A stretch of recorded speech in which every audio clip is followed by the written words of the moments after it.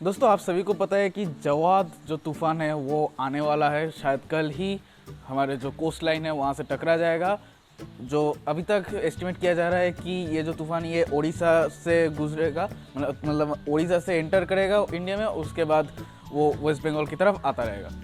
तो अभी जो कंडीशन है आप देख सकते हो कि ऑलरेडी पूरा मतलब आसमान बादल से भर चुका है, मतलब बारिश भी हो रही है बहुत बढ़िया तरीके से। और अभी से इतना मतलब टेम्परेचर बहुत ज़्यादा कम हो चुका है। वैसे ही सर्दी का मौसम है, उसके ऊपर से इस बारिश की वजह से और भी ज़्यादा टेम्परेचर कम हो रहा है। तो जब कल ये शुरू होगा, जब ये तूफ़ान आएगा, तब तो और भी ज़्यादा टेम्परेचर मतलब नीचे चला जाएगा। और जब तूफ़ान होता है आप सबको पता है कि बहुत ज़्यादा हवाएं चलती है। टेम्परेचर अगर ये गर्मी का सीज़न भी अगर होता तब भी बहुत बड़ा अगर तूफ़ान आ जाए तो तब भी टेम्परेचर बहुत ज़्यादा कम हो जाता है। तो इस वक्त हमें कुछ चीज़ें जान लेनी चाहिए कि इस वक्त इस कंडीशन में आप अपने बर्ड्स के लिए कौन सी चीज़ें बिल्कुल तैयार रखेंगे। क्योंकि बहुत बार ऐसा हुआ है कि बहुत ज़्यादा तूफान जब होता है हमारे बर्ड्स मर जाते हैं। बहुत लोगों का ऐसा बहुत सारा नुकसान हो चुका है। मैंने ऐसे भी ब्रीडर्स के मतलब देखा है कि एक साथ 40-50 बर्ड्स मर गए एक ही तूफ़ान के अंदर। जब आम्फान हुआ था तब तो आप सभी को याद है कि आम्फान कितना भयानक तूफ़ान था। तो बहुत लोगों का उसमें मतलब नुकसान हुआ है। उसके बाद और भी कई सारे तूफ़ान आए हैं और वहाँ पर भी बहुत लोगों का नुकसान हुआ है। तो ये भी एक बहुत बड़ा साइक्लोन होने वाला है। तो करीब जो एस्टिमेट अभी मैंने न्यूज़ में देखा कि 80 to 90 किलोमीटर पर आवर की स्पीड से हवाएं चलेंगी। तो बहुत ही ज़्यादा हवा है वो। तो आपको कौन सी चीज़ें जान लेनी चाहिए, तो उसके बारे में आज मैं इस वीडियो में बताऊंगा। तो बहुत इंपॉर्टेंट है, प्लीज़ पूरा देखिएगा, आपका ही बहुत ज़्यादा मदद मिलेगी। और अगर वीडियो पसंद है तो वीडियो को लाइक कर दीजिएगा, वीडियो को शेयर कर दीजिएगा और हमारे चैनल को ज़रूर सब्सक्राइब करके वो जो बेल आइकन है उसे भी दबा दीजिए, क्योंकि इसी तरह के हेल्पफुल कंटेंट्स मैं बर्ड्स के लिए इस चैनल पर लाता रहता हूँ। तो हमारे चैनल को ज़रूर सब्सक्राइब करके रखिए। दोस्तों मेरा नाम है तुहीन विश्वास और आप देख रहे हैं हमारे यूट्यूब चैनल हैप्पी बजीज। चलिए आज का वीडियो शुरू करते हैं।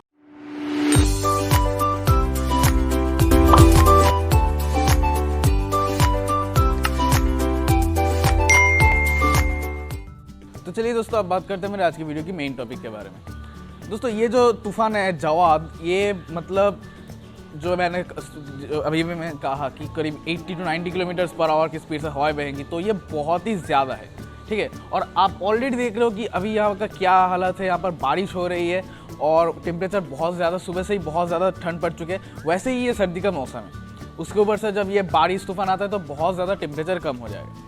तो इस वक्त जो है, जो आप सभी को पता है कि सर्दी के मौसम में ही बर्ड सबसे ज़्यादा मारे जाते हैं। तो इस वक्त तो कंडीशन और भी ज़्यादा ख़राब है। तो आपको सबसे पहले जो करना है, आपको कंसर्न है आपके बर्ड्स को किसी भी हालत में, ये जो ठंडी हवाएं बह रही है अभी, तो ये ठंडी हवा किसी भी हालत में बर्ड्स को नहीं लगनी चाहिए।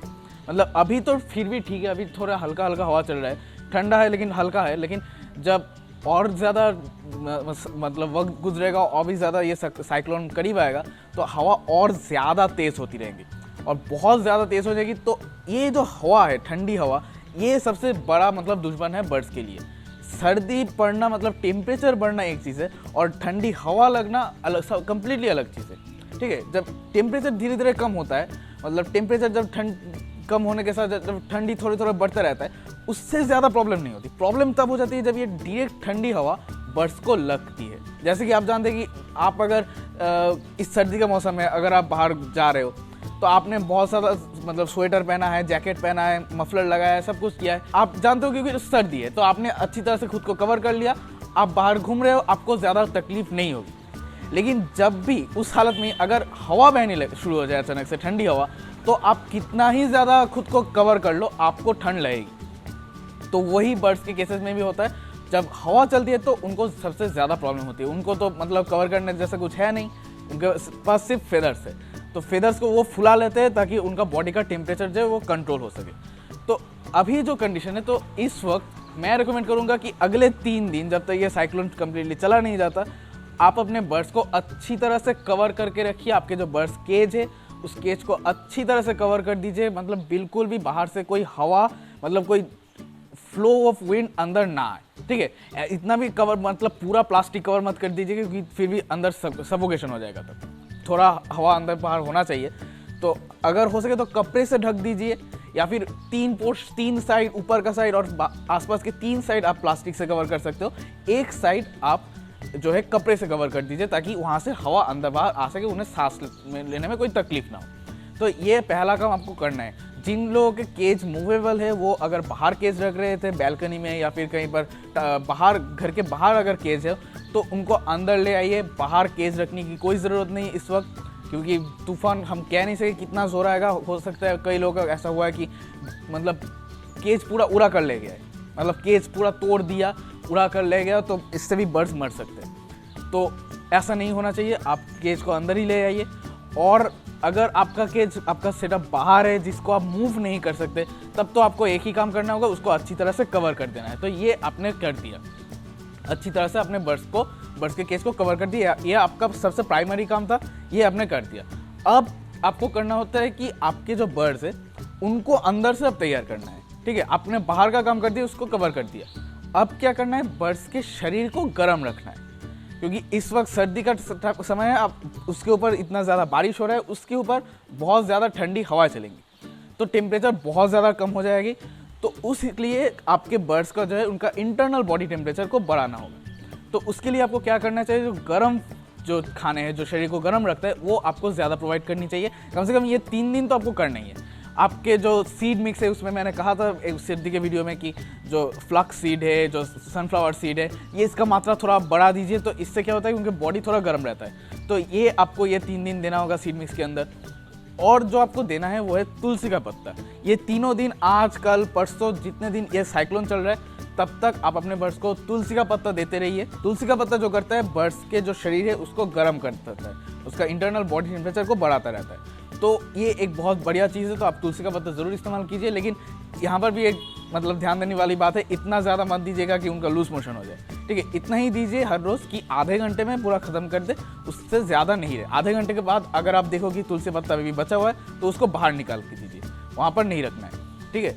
तो ये आपने दिया, आपने तुलसी का पत्ता प्रोवाइड कर दिया। अब आपको देना होता है पानी, जो है पानी से भी उनका मदद हो सकता है। तो पानी जो है, मैंने कहा था कि पानी जब सुबह सुबह दे रहे हो तो थोड़ा हल्का गुनगुना कर लीजिए, थोड़ा थोड़ा उसका टेम्परेचर बढ़ा दीजिए, क्योंकि सुबह के वक्त जो पानी आप दे रहे हो उसका टेम्परेचर बहुत ज़्यादा कम रहता है, वो बहुत ज़्यादा ठंडा पानी रहता है, तो वो नहीं देना आपको थोड़ा हल्का उसको गर्म कर दीजिए पानी को।